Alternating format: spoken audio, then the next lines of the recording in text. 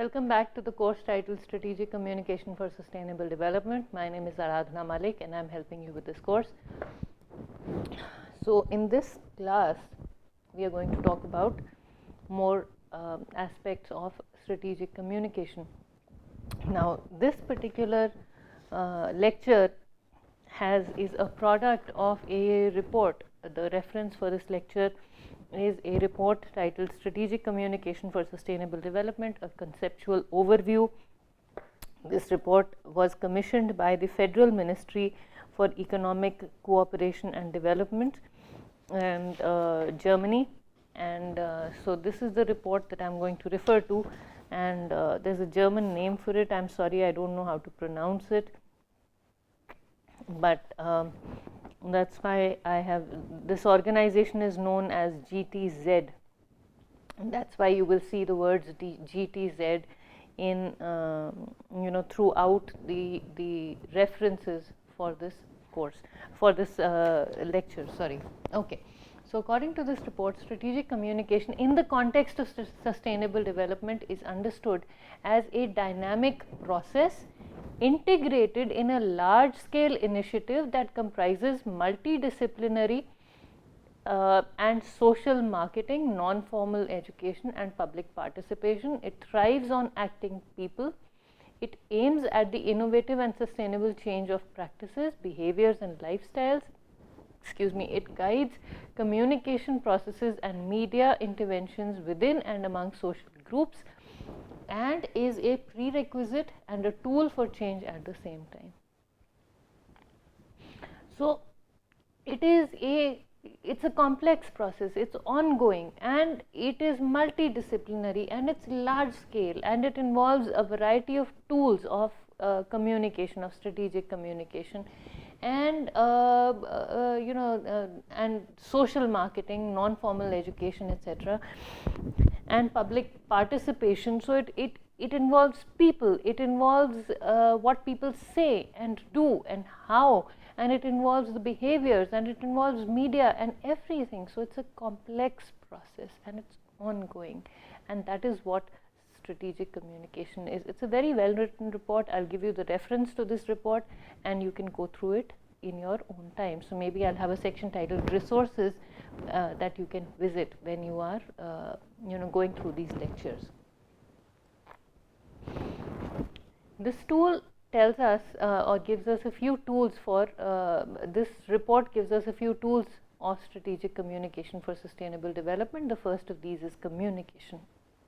Dialogue. Communication understood as dialogue, which enables people to understand the key factors of their physical, social, economic and political environments and their interdependence so that rising problems can be solved competently. So it is a social construction of meaning, of what people are experiencing, how they are experiencing, how people understand their physical worlds, how people understand their social worlds, how they understand their economic worlds, how they understand the political environments that they function in, and how all of these are interacting with each other, and how their interaction is leading or how their interaction is facilitating the interpretation of the problems that people are facing in their environments. Okay, so the dialogue that occurs as a result of these interacting environments and the dialogue that centers around these interacting environments is a tool for strategic communication.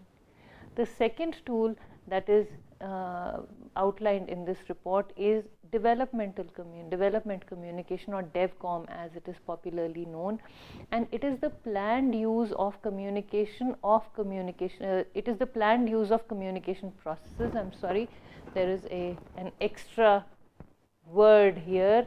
It is a planned use of communication processes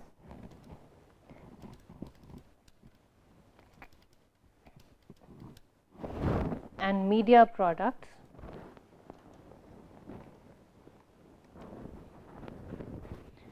to support effective policy making, public participation and project implementation geared towards social, economic, political and ecological development.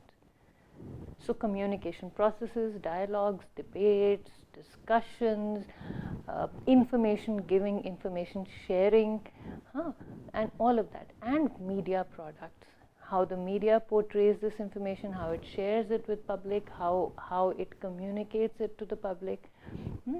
To support effective policy making, public participation and project implementation geared towards a two-way social interaction, geared towards social, economic, political and ecological development. It is a two-way social interaction process enabling the people concerned to understand key factors and their interdependencies and to respond to problems competently. Okay, that is development communication. So how do we use the processes of communication towards economic, social, political and ecological development? The other tool of strategic communication for sustainable development outlined in this report is formal education, institutionalized teaching. Teaching in schools and colleges of factual knowledge on physical, chemical and biological interrelationships of complex natural systems and their reactions to human interventions at a local, regional and global scale. So, physical classroom teaching, of different concepts related to the environment, how they interact with each other, what they do, how they should be understood, having, conducting tests, etc. That is formal education. The next tool is non-formal education. Sharing of knowledge, values, social and communication, as well as entrepreneurial and technical skills in a process and action oriented way so as to foster sustainable development. So discussions at home, discussions among peers, showing by doing, showing people things by doing certain things, showing them how their actions affect the environment, or exchanging ideas, discussing about things.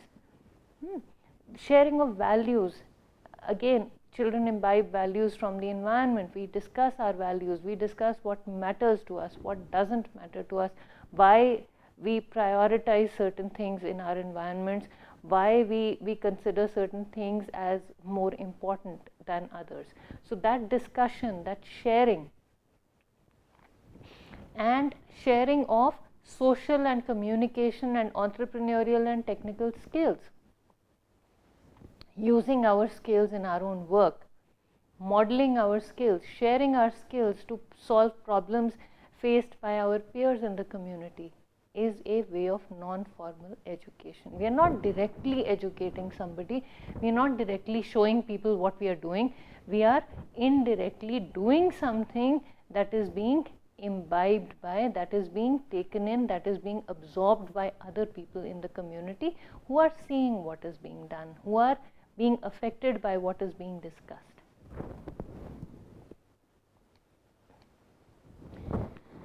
Another tool of strategic communication for sustainable development is vocational training. Further professional qualification and capacity building for planning, implementing and monitoring sustainable production and service provision process in all sectors. So we take an aspect of development and share it with people. For example, making business plans, entrepreneurial skills, teaching people how to develop something, innovations, and say maybe we have a course on grant writing or patenting our products or marketing of the tools that we have developed. So that would be vocational training. How do you develop tools in the environment? I told you about a sustainably and environmentally sustainable piece of cutlery. It is a new concept. I've ordered my stock. Hopefully it will come before this course is fully recorded. So this is about edible cutlery that is made of spoons that are made of grains that are grown.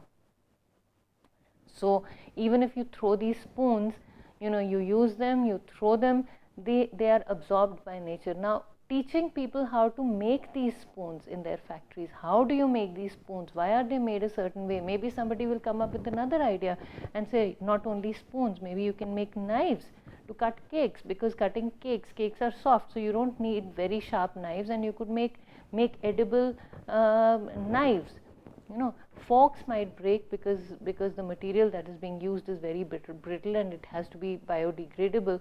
So, but still, so you know how it's about, you know, different types of cutlery, different variations. Maybe you could make cups. So cones that we use for ice creams are already made of biodegradable material. We eat those cones. So, you know, that same concept is used. So, how do you make such things, and then how do you generate ideas? That is all part of vocational training, professional qualification and capacity building. Some of it is technical, some of it may be non-technical, some of it may be just you know, used to, you know, some of it may just be a stimulant for propagation of newer ideas. Environmental communication, more commonly known as ENVCOM, bridges the hard technical know-how of the subject matter of environmental issues and related soft action-oriented practice and socio-political processes. Communication about the environment, communication for the benefit of the environment, environmental communication, technical know-how, you know, which plants to use where, what kinds of trees are hardy, what will grow where, what will save the environment, what will help conserve water from the environment, in the environment, what will be, what kinds of grains will take up lesser amount of water.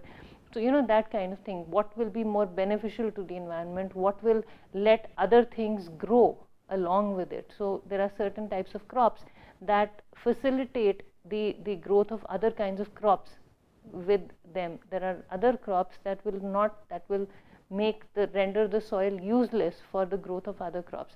So, you know, what goes well with what, all of that is environmental communication. Then how will this technical know-how feed into our knowledge of, or what, where do we use this technical knowledge, how do we use this technical knowledge to develop policies, how do we use this technical knowledge, how do we share this technical knowledge with the people who are going to use this technical knowledge. So, maybe environmental communication for the purpose of fostering, of letting people know about newer techniques to preserve the environment, and I'll show you an example of this in the next class. So, you know, how do we use this? So, all of that is part of the environmental communication. The other part here is social marketing. We discussed it a little bit in one of the previous classes. Social marketing focuses on marketing techniques such as market segmentation and formative research to maximize the effectiveness of interventions for the purpose of diffusion of innovations and social and behavioral change for social development. So, taking our ideas into the community and convincing people to adopt those ideas, whether it is product development, whether it is, and all of these things are related. Social marketing of environmental products. So, that would be environmental communication as well as social marketing. You know, so where the focus lies will determine what type of communication or which type of tool it is, but we have given them different names just to make our understanding easy. So, it focuses on marketing techniques. How do we segment our markets? How do we discuss, you know, what do we discuss with which community and when and how? That would be market segmentation. If I'm going to talk about sustainability to people in a village, the definition of sustainability for children would be different. The same definition, the way I define sustainability, the way I discuss sustainability with the elderly will be different. The way I discuss it with the men in the fields would be different. The way I discuss it with the women working in their kitchens would be different. So, you know, that would be my market there, and how I segment that market would vary with the group of people I discuss this with. The way I take this information, the way I take these discussions to the teachers in the schools in the villages would be different. How they would perceive sustainable development, communication about sustainable development would be different from the way the same women would perceive it in their roles as homemakers would. So, you know, that is market segmentation, and I would need to convince them within their own contexts, and I could take the hardcore concepts of marketing and apply them to social situations and encourage behavior change for social development, and that is social marketing. Civil society mobilization is information seeking by and with people for the purpose of policy change through participation by local residents and stakeholders. How do I mobilize the local, how do I mobilize the civil society? How do I empower people to understand what they need to know? So, and how do I encourage, how do I enhance their access to information? How do I empower them to take decisions that will be helpful for their own selves? How do I empower them to do things that will be beneficial for their own environments?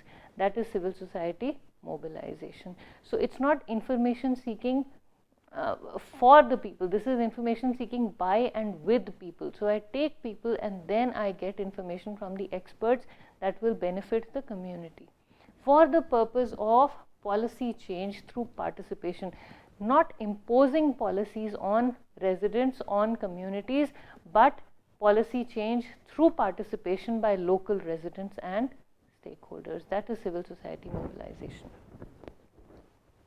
Okay. Environmental education is another tool for the for sustainability, for strategic communication for sustainable development. And environmental communication is a process of developing a world population.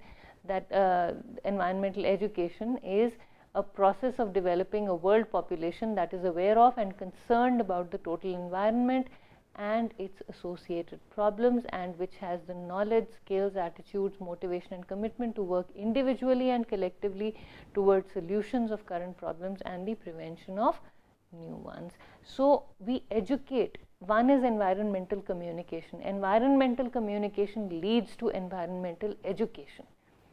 Okay. Environmental communication will form the basis for environmental education. So, environmental education is more of a movement. It's not information giving, it is a movement, it is educating, it's a process of enhancing awareness on a much larger scale regarding the environment, regarding the associated problems in the environment, regarding what can be done to solve these problems, regarding what kinds of problems we can expect, regarding preventing new problems, regarding being prepared for new environmental problems that we may not be able to foresee today. What can we predict, what can we not predict? I know a lot of people talk about, you know, when this whole, I'm using examples from earlier discussions for this. So, when this whole concept of bore wells started, we thought it was an unlimited resource like the solar energy. Now we have realized, because of indiscriminate drilling, we have realized that it is a limited resource and it is going to go down and it's going to run out. You know, the same thing with oil and natural gas. I mean, we have, at least our mothers have seen this in their lifetimes when they transitioned from smoke chulhas to gas for cooking, and now there are limits on you know, the availability of gas, and we are looking for newer forms of cooking. So, it is still, you know, we've realized that it is not an unlimited resource. So, newer problems are coming up. We discover something, we say, oh great, we have this new source, and then we harness that source and we realize that okay, it's not an unlimited source, maybe new regulations need to be put in. So, you know, so these are the problems that come up in the environment that we have to deal with. Felling of trees. Trees are a great resource. We can make paper, we can do this, we can do that. Invention of plastic, everything is plastic, and then we don't know what to do with the mountains of plastic that we are generating on a daily basis. There is a whole movement regarding disposal of plastic cutlery. You know, so what do we do? Yes, plastic cutlery is great, disposable cups are great, but what do we do? Why do we need to use these paper cups and plastic cutlery? I'm as guilty as anyone else for using these materials, but these are new problems that are coming up. Should we really be using paper cups? Should we really be using polythene bags?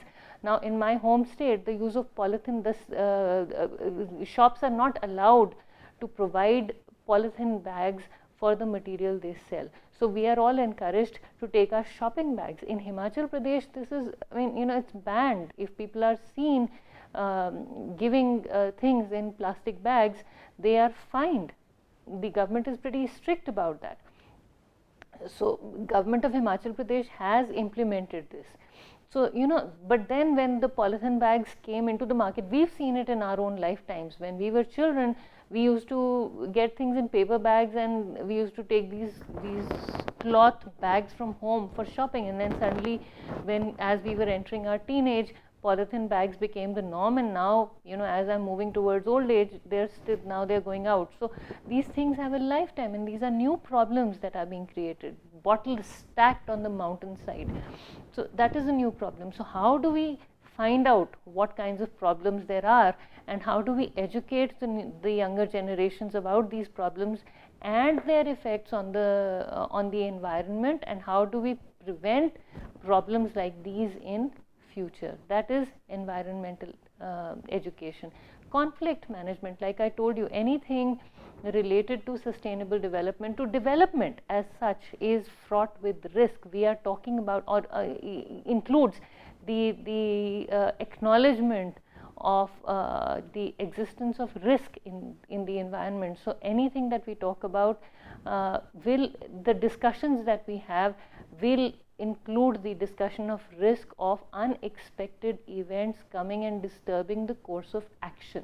That is risk. So when we talk about conflict management, when there are several stakeholders, they will bring with them a variety of viewpoints. They will bring with them a variety of ways of understanding the situation, and conflict management as a tool offers ways for promoting dialogue, reflection, participatory situation analysis. We discuss and we figure out what this means to both of us. So participate, the key players in the situation get together and figure out what the situation means to the key players. Consensus building, how do we get together and come to a common mutual understanding about what the situation is. Decision making and action planning for change and development among people and institutions at different levels. So how do we manage these differing perspectives, and how do we come to a consensus, a common understanding, and how do we plan for change after having resolved these conflicts and differences of opinion?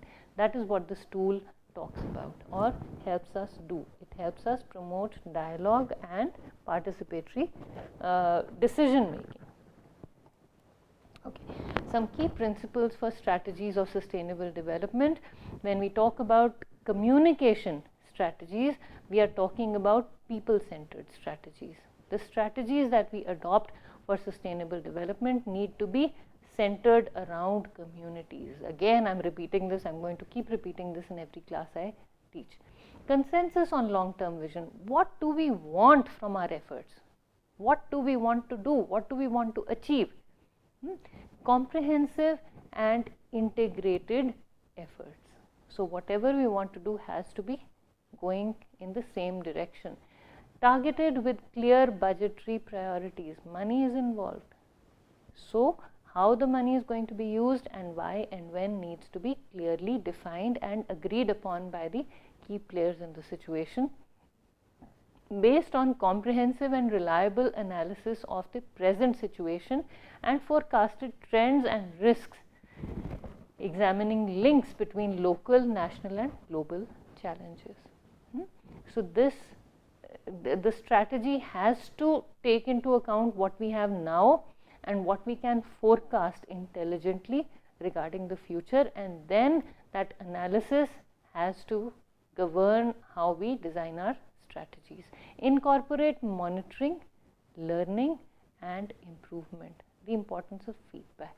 We need to keep our eyes and ears open. We need to be sensitive to whatever the environment is giving us, and we need to structure our strategies in such a way that we listen to the environment and we learn from the environment and we improve upon the next step. Country-led and nationally owned. Government should be involved as far as possible. High-level government commitment and influential lead institutions. So somebody who people will listen to. It will help to have such people involved in our strategies, building on existing processes and strategies. We can't start something new and inflict it on people. And I'm using a very harsh word here, inflict it. As experts, we just go in and tell people what to do. No, not the way to enhance or encourage sustainability. It has to build on existing processes.